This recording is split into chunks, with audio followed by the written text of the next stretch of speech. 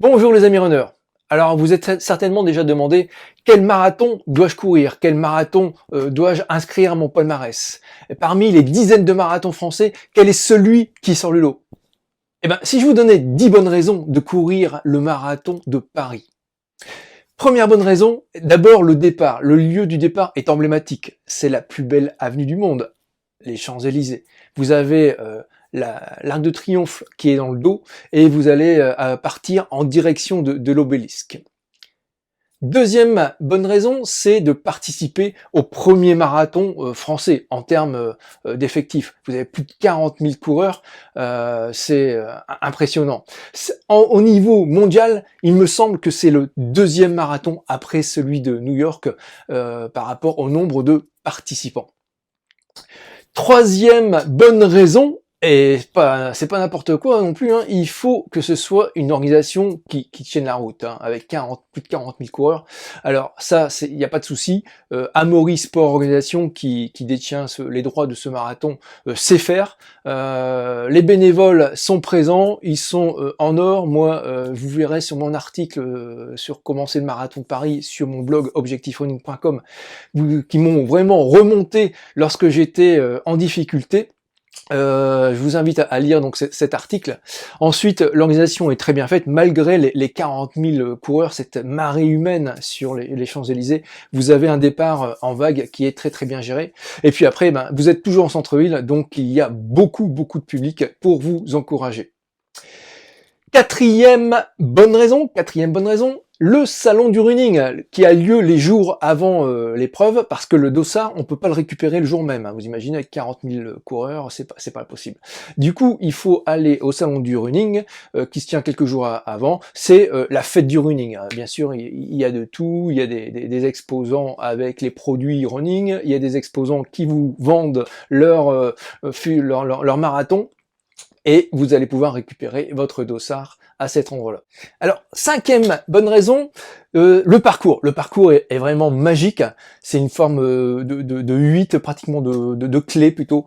Vous allez d'abord donc partir donc des Champs-Élysées. Ensuite, vous allez passer au pied de l'obélisque. Vous passerez rue de Rivoli avec le Louvre sur le côté. Et puis, vous prendrez la Bastille.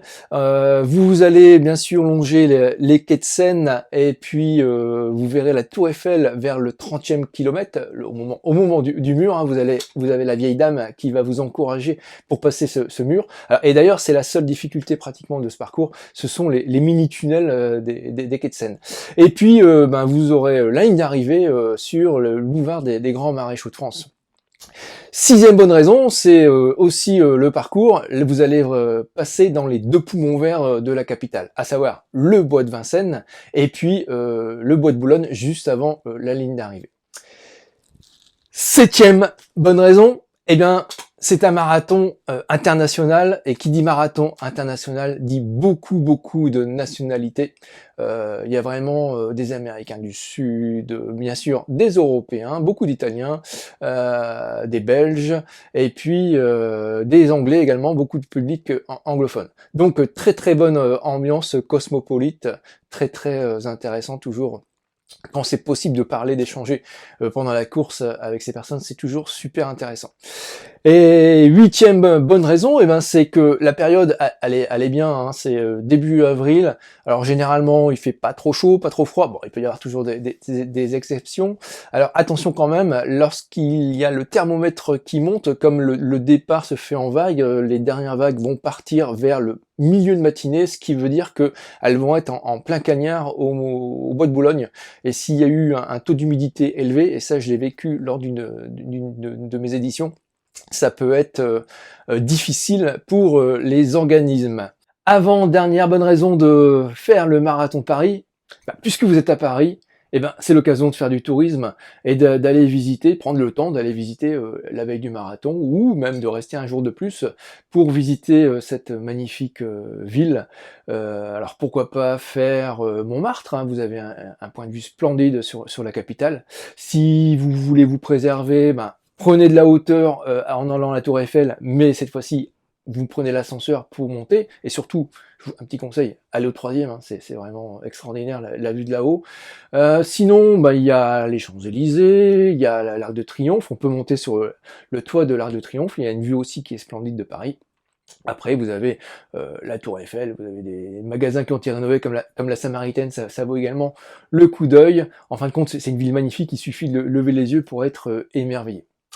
Et puis, la 10e et dernière bonne raison de faire ce marathon, vous l'avez vu, hein, j'ai changé plusieurs fois de tenue, c'est d'avoir un t-shirt finisher, bien sûr, et puis bah, de ramener une breloque qui va s'ajouter, bien sûr, à votre collection personnelle. Donc moi, j'en ai 2. Alors, ce qui est intéressant, c'est que chaque année, bien sûr, comme dans tous les grands marathons, on a une médaille personnalisée de l'année. C'est vraiment bien. Là, tiens, je vous mets, tiens, vous voyez, je vous parlais du parcours en forme de clé. Et bien ça, c'était ce qui était sur cette médaille donc que j'ai fait en 2016.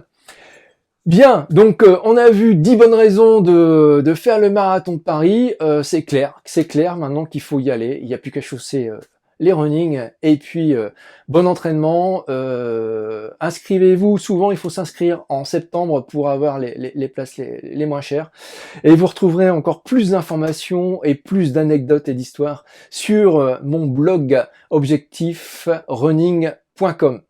Merci.